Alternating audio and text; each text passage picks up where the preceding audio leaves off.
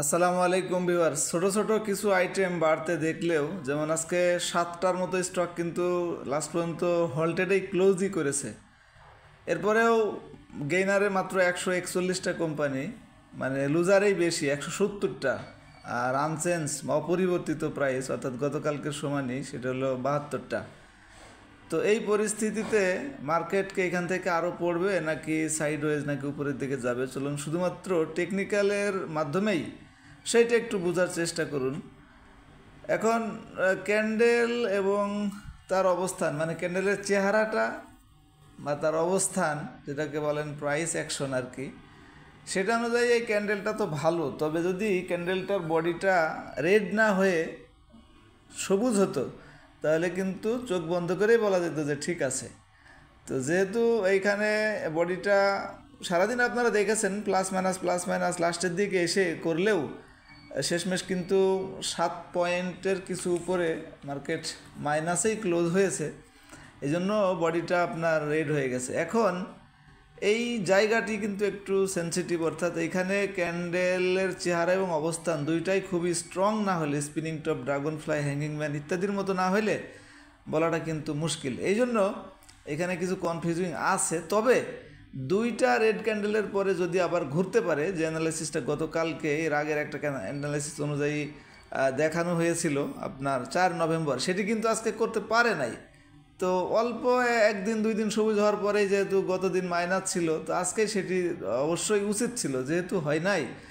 আর ক্যান্ডেলটাও ওইভাবে সুন্দর হইলেও পজিশন এবং বডিটা ব্লু হয়, মানে সবুজ হয় নাই, গ্রিন হয় নাই, যার কারণে একটু এখানে কিন্তু দেখার ব্যাপার আছে।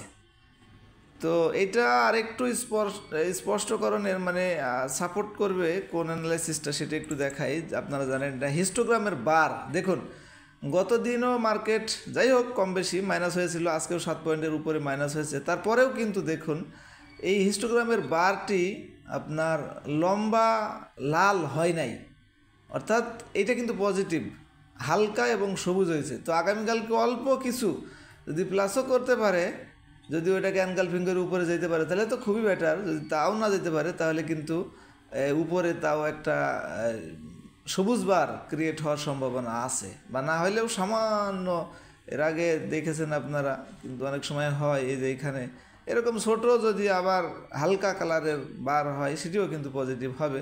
আর এটা দেখেন একবার ইন্ডিকেটর দুইটার কথা যদি সেরে যেতে চায় তাহলে ম্যাকডি, এটি তো মাইনাস 2 দিন হলো, তারপরে নিচের দিকে বাঁকা তো দূরের কথা, উপরের দিকেই কিন্তু ঘোরা আছে, যদিও এখনও এই ব্লু রেখাটা অরেঞ্জ রেখার উপরে যায় নাই, অর্থাৎ ম্যাকডি অনুযায়ী বাই সিগন্যাল আসে নাই। সাথে সাথে মুভিং অ্যাভারেজ 14 দিনের যে ইন্ডিকেটর সেটিও এখনও কিন্তু উপরে।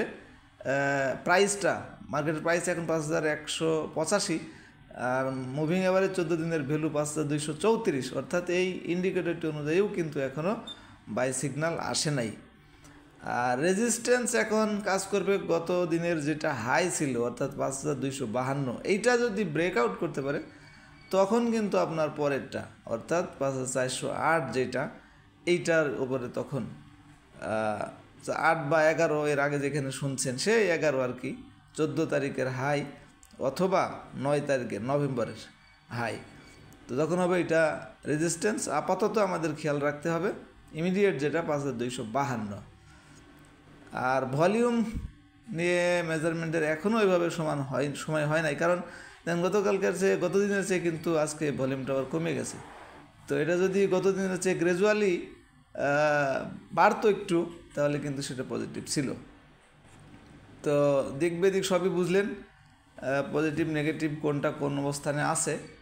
তো এতটুকুই অ্যানালাইসিস। যাদের ভিআইপি মেম্বারশিপ নেওয়া নাই, আজকে কোনগুলো বাই করার জন্য সাজেস্ট করতেছে ট্রেড আওয়ারে এই লিস্টটা পান না, তারা অবশ্যই আমাদের অফারটা নেবেন। 2 বছরের প্যাকেজ 3600 টাকা ছিল, এখন 3000 টাকা। অ্যাপসের উপরেই যে নাম্বার অথবা মেনু অপশনে কন্ট্যাক্টের মধ্যে যে নাম্বার, ওই নাম্বারে যোগাযোগ করতে পারবেন। এখন আমি ট্রেড শেষ হলেও শুধু অবজারভেশনের জন্য আমি একটু দেখাই দিই আজকে অ্যানগালফিং অনুযায়ী কোন স্টকগুলি বাই সিগন্যাল দিয়েছে। দেখুন এখানে 23টা, এবং আমার মনে হয় মার্কেট কন্টিনিউ, মানে ফলটা বন্ধ হলে, স্টেবল হলে বা উপরে আপ ট্রেন্ড হলে এই সার্চ রেজাল্টগুলো কিন্তু খুবই চমৎকার কাজ করবে। সেটা আপনারা অবশ্যই দেখেছেন। এই স্টকগুলিও যদি দেখেন নেক্সট টাইম কি হয়, মার্কেট যদি কিছু সাপোর্ট করে তাহলে বুঝতে পারবেন। আর একটা এই মুহূর্তে আমি একটু দেখাতে চাই বি ক্যাটাগরিজ থেকে, যেটা রানিং আইটেম, এখানে 19টা স্টক আসছে। এই লিস্ট দুইটি বর্তমানে দেখার উপযোগী আর কি, অনেক লিস্টের ভিতর থেকে। আশা করি বুঝতে পেরেছেন। ধন্যবাদ সবাইকে, ভালো থাকবেন। আসসালামু আলাইকুম।